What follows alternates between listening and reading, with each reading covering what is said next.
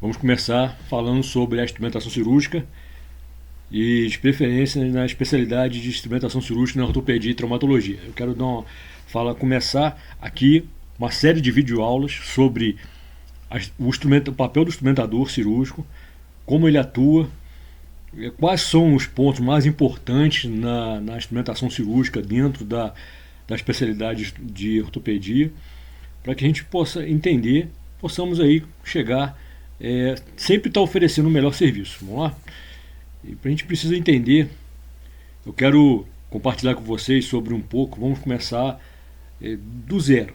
Vamos começar, não vamos falar sobre placa, vamos falar sobre parafuso, não vamos falar sobre tempo cirúrgico, não vamos falar nada sobre isso. A gente vai começar nas aulas mais importantes que existe, que é a parte de citologia. Vamos lá, vou rever algumas aulas na parte de quem fez enfermagem, quem fez técnico de enfermagem, quem fez nível superior, quem veio de outros cursos de saúde. Vamos rever um pouco sobre isso, falar sobre isso para a gente entender sobre as placas, sobre os parafusos, sobre os procedimentos, sobre os tempos cirúrgicos, tá bom? Vamos lá? Instrumentação cirúrgica, ortopedia e traumatologia. Meu nome é Sandro Amaral, sou instrumentador cirúrgico há 9 anos, atuo na enfermagem há 23, como técnico de enfermagem, sendo 15 anos de SAMU e UPA. Venho atuando geralmente em urgência, emergência, em traumatologia, né? Acidente de carro, moto, enfim. Estou no terceiro período de graduação de enfermagem pela Unopar, especialização em técnica de enfermagem do trabalho, já atuando há alguns anos na enfermagem do trabalho.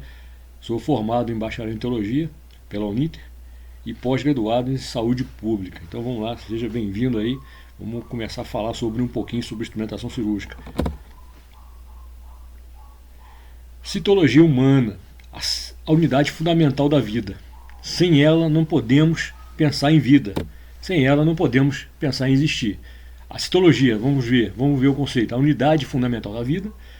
A introdução ela vai ser a célula eucariótica, animal como unidade estrutural e funcional básica dos organismos vivos.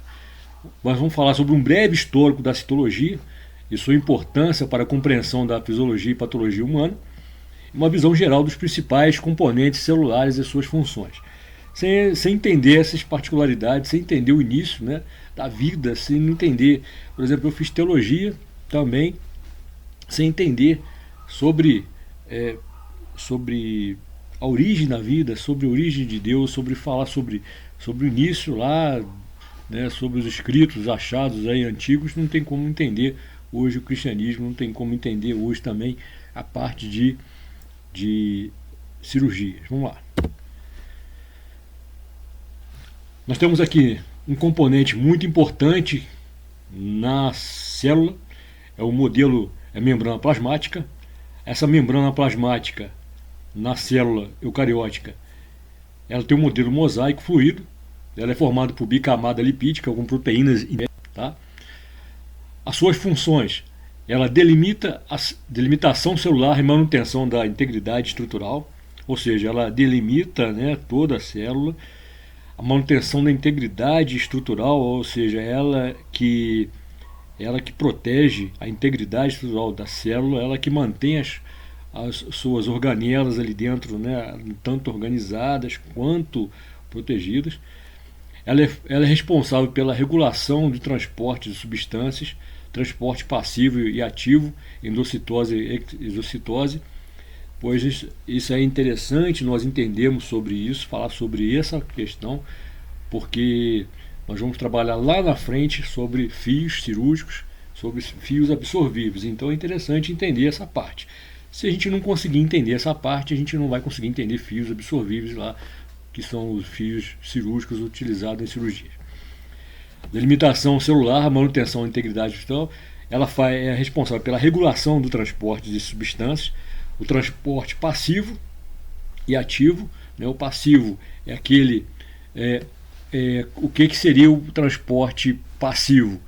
É um transporte de entrada e saída da célula pela membrana plasmática de substâncias e elementos aqui como água, como eletrólitos, por exemplo, vou dar um exemplo disso. E, lembrando que, só queria estar lembrando que isso não é objetivo, tá falando especificamente da célula, dando uma aula completa, complexa de célula, mas a gente está fazendo só um resumo, tá? E aproveitando também para você me seguir, coloca um like aí, segue, compartilha, que é importante para outro instrumentador cirúrgico. Voltando aqui na delimitação do celular, a manutenção da integridade estrutural, ela regula a regulação do transporte de substância, transporte passivo e ativo, endocitose e exocitose. O que é o transporte passivo e ativo da endocitose? O que seria o transporte passivo? Passivo quando ele não gasta energia, quando ele não tem trabalho de fazer gasto de energia para poder entrar e sair da célula, tá? Então, nós vamos ver para frente alguns transportes passivos e ativos, mas eu não vou focar, não vou falar sobre isso agora, mas a gente vai só para entender. Tudo que entra ou sai, que não gasta energia, ela é um transporte passivo. Quando ela gasta energia, ela é um transporte ativo, porque ela vai gastar energia para poder fazer esse transporte. A endocitose, né, quando ele entra, ele sai, ele vem de fora para dentro, e a exocitose é quando ele sai da célula para o meio externo da célula. Okay? Temos aí o reconhecimento celular e comunicação intercelular, o glicocálice. Nós temos reconhecimento celular e comunicação intracelular, o glicocálice, receptores da membrana, enfim. Vamos lá. Passando aí para o próximo aí. Nós temos aí dentro da célula, nós temos o citoplasma, matriz citoplasmática, que é o citossol, composição e funções de metabolismo, intermediário e armazenamento, ou seja, ele cumpre seu metabolismo intermediário na célula e armazenamento das substâncias ali dentro. Ela possui o citoesqueleto, filamentos, que são filamentos de actina, estrutura, motilidade celular, contração muscular. Temos aí os filamentos intermediários, resistência da mecânica, ancoragem de organelas, microtúbulos, transporte intracelular, divisão celular, fuso mitótico, cílios e flagelos, tudo isso aqui a gente está encontrando no citoplasma, ok? Vamos lá. Nas organelas membranosas temos algumas importantes aí. A principal, né, que a gente não pode deixar de falar, que é o núcleo, que nós estamos trabalhando na célula eucariótica, que é a célula animal, tá? O núcleo, nós temos o núcleo. Nós temos o envoltório nuclear, que é a carioteca com poros nucleares. Nós temos a cromatina, que é a eurocromatina e a heterocromatina, e cromossomos ali no núcleo. Nucleolo, nós temos a síntese de ribossomos, ou seja, ela fabrica os ribossomos ali no nucleolo. O nucleolo é responsável pela síntese de ribossomos, tá? Depois nós vamos falar um pouquinho sobre ribossomos também, para vocês entenderem, mas o mais importante é que gravem bem isso. Núcleo, nucleolo, tá? São duas organelas, são organelas ali envolvidas ali nas membranas, nas organelas membranosas. Núcleo, envoltório nuclear, carioteca com poros nucleares, onde é feito, né? Ali nós temos ali os poros nucleares, onde é a entrada e saída de material genético, né? Que é a saída de material genético. A cromatina, que é eucromatina e heterocromatina, e cromossomos.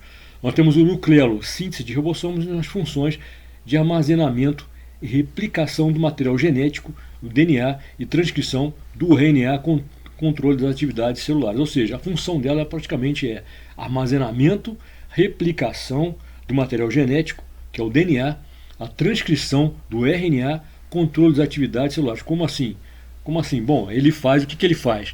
Ele vai armazenar ali o material, ele vai replicar esse material genético, o DNA, ele vai transcrever o RNA e fazer o controle das atividades celulares. Ok? Vamos lá. Nós temos o retículo endoplasmático rugoso.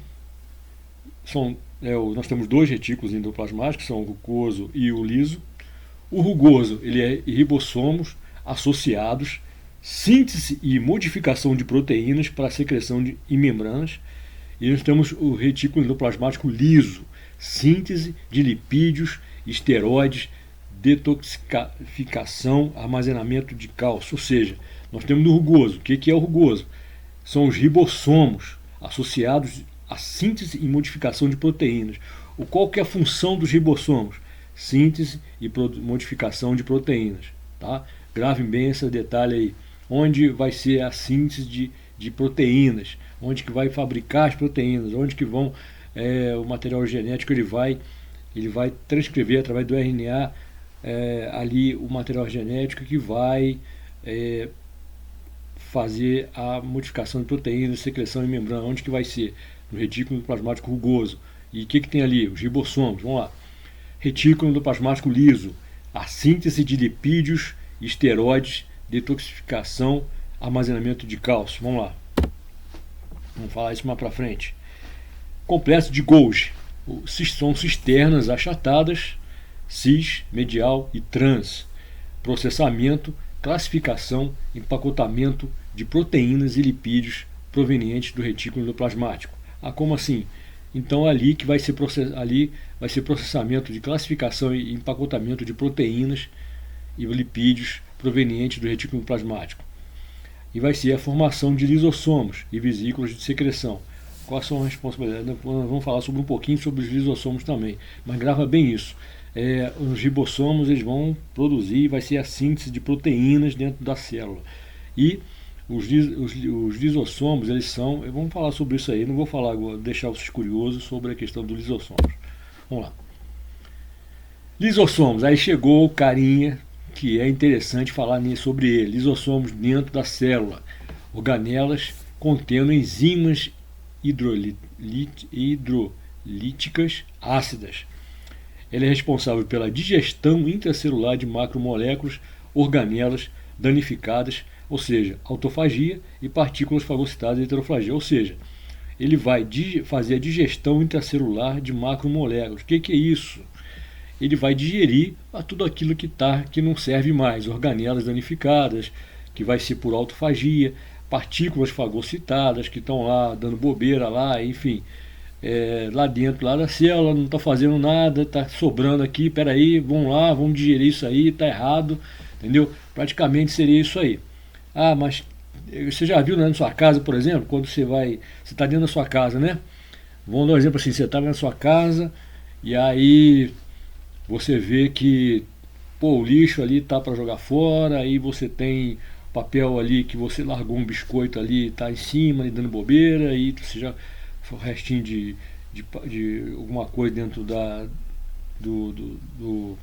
alguma coisa assim que você já comeu, já deixou o papel lá, e aí você tem algumas coisas que estão de bobeira na sua casa lá, que você vê, peraí, isso aqui não é aqui, isso aqui tem que tirar daqui, e aí o que você faz? Você vai lá, você vai fazer a digestão, vai pegar, vai falar assim, opa, peraí, tem que jogar fora, eu tenho que acabar com isso, né? Eu tenho que sumir com isso daqui, isso aqui não é para ficar aqui, tá dando bobeira, então beleza, vamos lá. Partindo aí, vamos lá. Então a gente vai falar sobre as mitocôndrias, é um papel muito importante, as mitocôndrias dentro da célula. Ela é uma membrana interna com cristas mitocondriais e matriz mitocondrial. O que é isso? Vamos lá, vamos entender um pouquinho aqui. Produção de energia.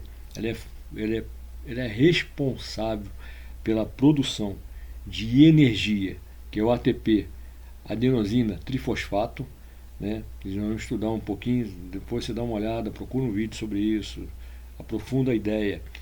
Através de respiração celular, o ciclo de Krebs e fosforização oxidativa. Eu gastaria 20 minutos só para falar sobre essa questão de ciclo de Krebs aqui, mas não é o foco, então a gente vai seguir. Só uma palhinha para vocês entenderem. O que é responsa? O que a mitocôndria faz? A mitocôndria ela é responsável pela produção de energia da célula, tá? De energia da célula. Ela tem um DNA mitocondrial e herança materna. Então, o que ela vai fazer? Ela vai dar aquela energia que a célula precisa. Aquela energia que você precisa. Você viu aquela energia, por exemplo, que você tá assim, você tá lá tranquilo, e aí você viu Você está sentado, de repente apareceu, né, você está sentado no jardim, de repente apareceu um leão. E aí, aquele leão você vai correr daquele leão e aí você vai produzir um certo tipo de energia para você correr, para você ter força, para você sair daquela situação. Praticamente é uma energia que a mitocôndria vai produzir, inclusive para manter, né, a energia da célula funcionando. Vamos lá. Eu quero pedir que, por favor, que os especialistas não venham cair em cima, porque, né, eu não sou especialista no assunto, não sou especialista, apenas fiz a matéria de citologia e citostologia pela duas faculdades, a primeira pela Universidade Federal, quando estava fazendo Ciência, Tecnologia e Alimentação, onde foi aprovado na cadeira, e a segunda vez também agora pela Unopar, agora que eu fiz a cadeira de novo, citostologia, mais importante. Vamos lá. Então, especialista, por favor, não cai em cima tentando aí falar. Quiser contribuir um pouquinho, quiser deixar seu comentário, beleza. Vou adorar que vocês contribuam ainda mais ainda e comentem aí, tá bom? Obrigado. Agora nós chegamos aqui no tecido conjuntivo. O que é um tecido? Vamos lá. Tecido conjuntivo é responsável pelo arcabouço de suporte ou estroma e pela conexão de todos os tecidos do corpo humano. O que é o tecido conjuntivo? O tecido conjuntivo ele é responsável pelo arcabouço de suporte ou estroma, pela conexão de todos os tecidos do corpo. Sabe aquele tecido, quando assim, você tem ali, você tem músculo, você tem a pele, você tem a epiderme, a derme, você tem o músculo. Então, ele está no meio ali, ele tá no meio, o tecido conjuntivo.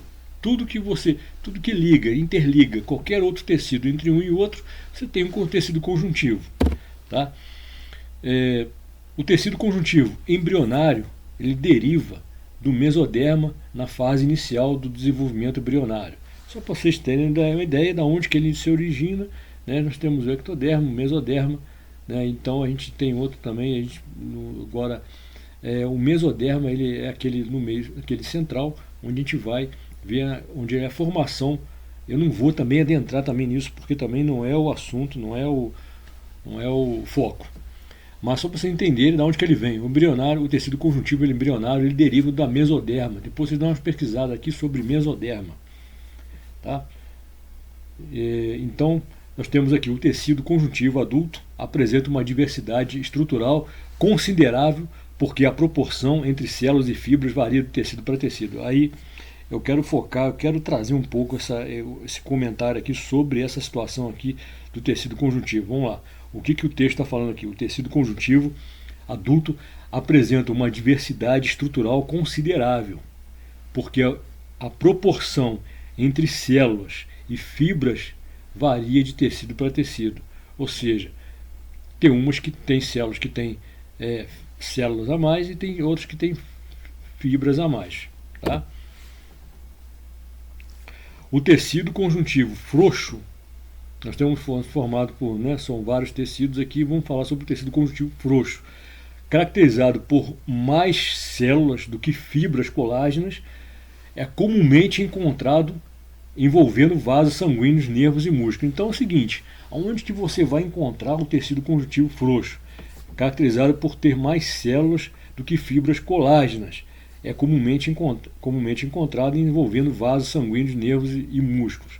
Beleza? Então ele tem mais em vasos, em fibras, em células, em vasos sanguíneos, em nervos e músculos. Nós temos aí o tecido conjuntivo frouxo, que ele tem mais células do que fibras colágenas.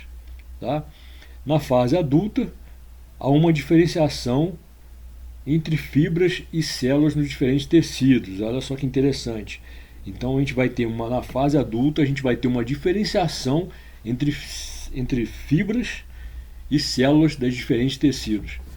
O tecido conjuntivo denso apresenta uma maior quantidade de fibras colágenas. Então o que é o seguinte, o tecido conjuntivo denso ele apresenta uma maior quantidade de fibras colágenas em comparação com células. Opa, peraí, beleza, então, deixa eu ver se eu entendi aqui. O frouxo né, contém mais células do que fibras colágenas.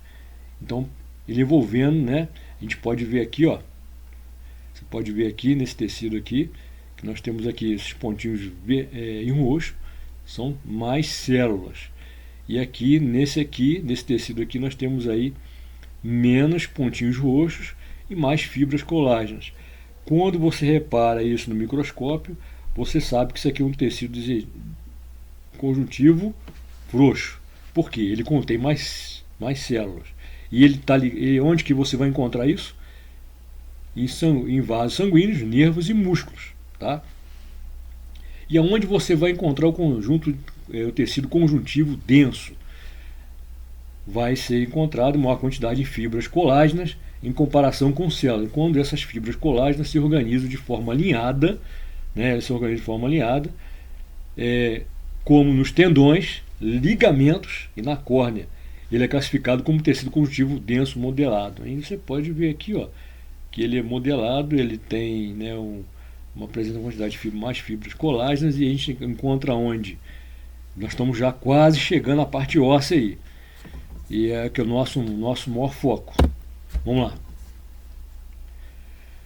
Tecido conjuntivo, composto por uma rede de fibras reticulares. O tecido conjuntivo reticular é essencial na formação do estroma dos órgãos do sistema imune linfático. Então já temos aí o conjunto conjuntivo, né, que ele é reticular, que ele é essencial na formação do estroma dos órgãos do sistema imune linfático. O que seria isso? Seriam responsáveis, a exemplo, dos linfonodos e do baço, da medula óssea, hematopoética e do fígado. Essa arquitetura peculiar permite o fluxo de células e fluidos através desses órgãos. Então nós podemos ver que no composto de uma rede de fibras reticulares, o tecido conjuntivo ele é mais encontrado aonde? Nos linfonodos e do baço, né? E na medula óssea, hematopoética e do fígado. Beleza? Nós temos aí vários tipos de tecido. Vamos lá, sigando. Nos ligamentos da coluna vertebral e nas paredes da aorta, aonde se organizam em camadas concêntricas, encontramos um tipo de tecido conjuntivo rico em fibras elásticas, com disposição irregular. Essa constituição confere uma propriedade de elasticidade. A gente tem então o tecido na coluna vertebral, paredes da aorta, onde se organizam camadas concêntricas. Aí a gente pode ver aí, ó, no desenho, as camadas concêntricas, mais fibras elásticas de disposição irregular. Essa constituição confere propriedades de elasticidade. Nós temos então, existe um outro tipo de categoria de tecido conhecida como especializado, que não compreende os anteriores. Então a gente vai agora entender quero que vocês prestem bastante atenção, porque esse é o nosso foco agora. Então nós estudamos o frouxo, o denso, o modelado, né? Lembra que o frouxo ele está mais ligado lá aos vasos sanguíneos, né? E tem outros lugares lá que agora já não vou voltar atrás, não para ver, mas vai mais por vasos sanguíneos. Temos o denso e modelado, que ele está mais ligado aonde? Ele está mais ligado, né, à medula, enfim, em tendões. E agora a gente tem o outro tipo de tecido conhecido como especializado, que não compreende o anterior. Então são 4 tipos: o tecido adiposo, o cartilagem, o ósseo, o tecido hematopoético. Ah, mas legal, hein? São 4 tipos específicos, né, que a gente tem que entender, porque inclusive a gente vai estudar sobre fios cirúrgicos lá na frente, como eles são absorvíveis por esses tecidos aí, porque cada tecido ele é responsável por absorver, por fazer uma absorção melhor, enfim, e a gente vai entender inclusive a força desses tecidos aí para frente, né? E é interessante falar sobre isso, a síntese, inclusive, por exemplo, para entender um pouco da síntese quando é em fraturas e na parte óssea, para a gente entender que tipo de tecido esse osso ele vai possuir. Então nós vamos estudar aqui 4 tipos de tecido: tecido adiposo, né, que ele está mais, a gente vai falar um pouquinho aqui. O tecido adiposo, ele, né, células adiposas que tem mais gordura, né? A cartilagem ela está muito ligada com mais a parte de colágeno, a parte óssea e o tecido hematopoético. Vamos lá? Vamos falar um pouquinho sobre o tecido adiposo. Esse é o inimigo aí de quem faz, né? Quem quer emagrecer e não consegue, tecido adiposo não deixa, o corpo sai desse corpo aqui, né? Não quer. Enfim, o tecido adiposo, ele possui células chamadas células adiposas ou adipócitos, do que fibras colágenas. Ele tem, então, ou seja, ele tem células adiposas. Interessante, depois vocês pesquisam lá, células adiposas. Ele vai te mostrar como são essas células adiposas. Que fibras colágenas e, né, no tecido conjuntivo aí, esse tipo de tecido conjuntivo é o local de armazenamento de energia mais importante do corpo. É o seguinte, qual que é a função aí das células adiposas? Primeiro que, né, proteger o corpo de impactos. Geralmente, onde se encontra essas células adiposas? Entre o subcutâneo. A maioria é subcutâneo e visceral. A gente tem muita célula adiposa na parte visceral, que é na parte abdominal, que é onde as vísceras, né, que estão ligadas lá no tecido adiposo. A gente vê muito disso, né? E nós vimos aí também no tecido, entre o tecido, né, entre o tecido frouxo, que é ali ali na parte subcutânea, mais ligado na parte subcutânea. Esses tecidos aí acumulam geralmente em homens aí, acumulam na região abdominal, acumulam muito na região abdominal, região cintura, enfim. Vamos lá, continuando. Nós temos aí o tecido da cartilagem e osso. Olha só que interessante. Chegamos no ponto onde queríamos chegar. Tecido conjuntivo, cartilagem e osso. Eles são totalmente diferentes do frouxo, do outro lá que nós falamos, do denso modelado, que são outras partes. A gente vai focar agora no cartilaginoso e ósseo, também considerados como tecido conjuntivo especializado. Olha só que interessante. Tecido conjuntivo especializado são tradicionalmente inseridos em categorias distintas. Basicamente, a cartilagem e o osso são tecidos conjuntivos densos com células especializadas. Uma diferença importante é que a cartilagem tem, né, tem uma membrana não calcificada, enquanto a do osso é calcificada. Vamos lá de novo? Vamos falar sobre aqui. Olha só que interessante. A cartilagem, basicamente, a cartilagem do osso é um tecido conjuntivo denso, beleza? Formado por células especializadas. Uma diferença importante é que a cartilagem ela não é calcificada, enquanto que a do osso é calcificada. Então, qual que é a diferença? A cartilagem ela não leva cálcio. Presta bem atenção nessa parte, porque isso aí você vai entender a formação óssea na frente lá. O que é interessante saber? Que a cartilagem, onde encontramos a cartilagem? Orelha, né? A parte nasal, né? Encontramos a cartilagem. Onde encontramos mais cartilagem? A parte do 12º, terceira vértebra do espaço do intercostal aqui, a gente consegue outras partes do corpo, que são as mais conhecidas, né? E é onde a gente consegue encontrar, elas não são calcificadas, enquanto que a da ósseo é calcificada, levam sais de cálcio. Beleza? Vamos lá. O tecido conjuntivo hematopoético é encontrado na medula óssea. É outro tipo especializado que é feito na medula óssea. O tecido ósseo é composto por aproximadamente 35% da matriz orgânica, chamada osteoide. Agora vamos prestar um pouco atenção sobre isso. Nós já falamos que a cartilagem ela não é calcificada. Ela é um tecido conjuntivo, né, denso, é um conjuntivo. Ela não é calcificada, né? E na parte do tecido ósseo ele já é calcificado. Ela tem 35% da matriz orgânica, chamada osteoide. Então grava bem isso aqui. É um composto por aproximadamente 35% da matriz orgânica, chamada osteoide. O que é? Presta atenção aqui.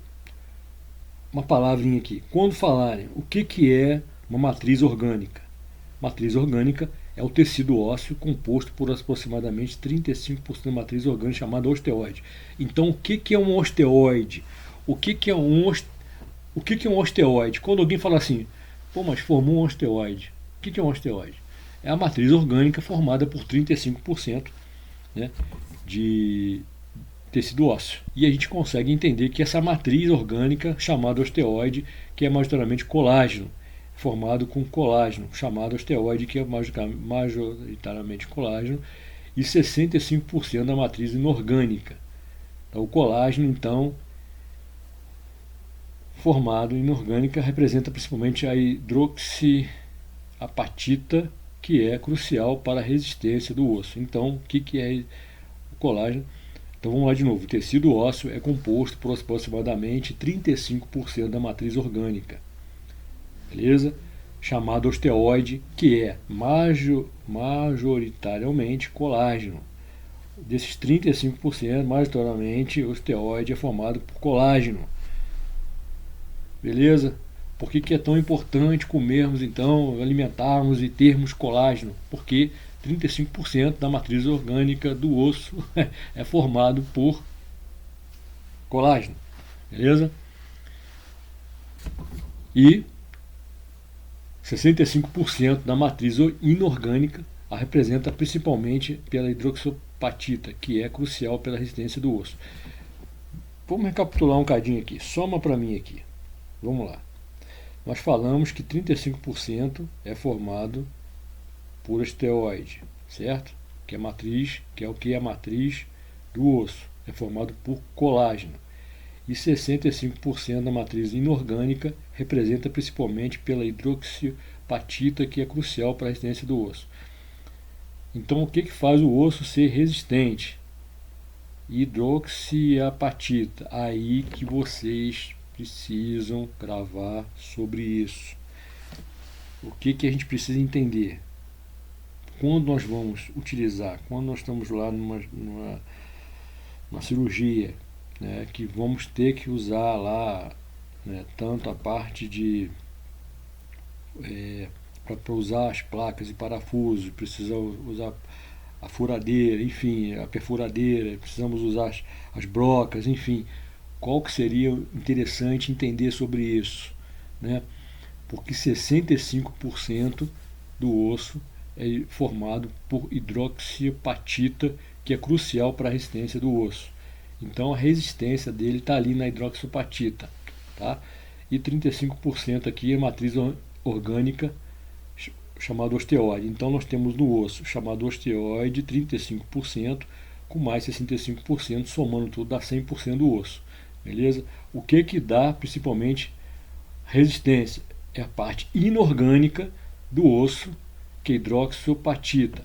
Isso é até interessante para a gente entender para frente sobre os materiais hoje inorgânicos que são usados para cimentos, por exemplo, ossos, para a gente entender para frente aí sobre isso. Se alguma empresa quiser compartilhar, se alguma empresa quiser falar sobre isso, estou à disposição, a gente pode conversar sobre isso, vamos trabalhar nisso para que a gente possa entender. Estou aqui à disposição para a gente agregar conhecimento, tá ok?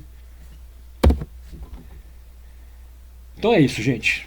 Por enquanto, nosso papo hoje foi interessante, nós abordamos a questão da célula, né, a célula animal, célula eucariótica, com as suas particularidades, membrana plasmática, citoesqueleto, núcleo. Não vou entrar nessa parte de detalhe, mas falamos sobre os tecidos, deu uma palhinha sobre os tecidos, tecido conjuntivo, sabe, por fazer intercomunicação com outros tecidos, né, com outros tecidos do corpo.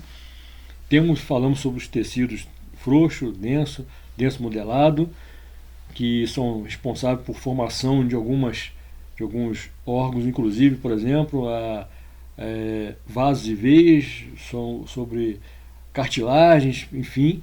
Falamos sobre o tecido ósseo, que é composto aí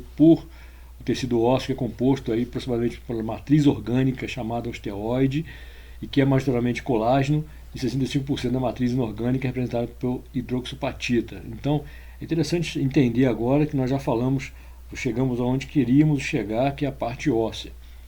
É entender que o osso, então, na verdade, ele é formado por 35% por parte orgânica e 65% por parte inorgânica. E aí a gente vai entender, né, tanto na parte de tecidos, todos os tecidos, sobre fios absorvíveis, sobre o REMIT, que é a resposta endócrina metabólica e no trauma. Enfim, a gente vai entender um pouco sobre isso, mas precisamos entender sobre os tecidos, tá certo? Muito obrigado. Estou aqui à disposição. Se alguma empresa quiser falar, se algum profissional, ortopedista, quiser acrescentar, vir comentar e vir falar sobre isso, estou à disposição. Obrigado pelo apoio. Vamos lá. Próximo a gente continua na próxima aula. Grande abraço.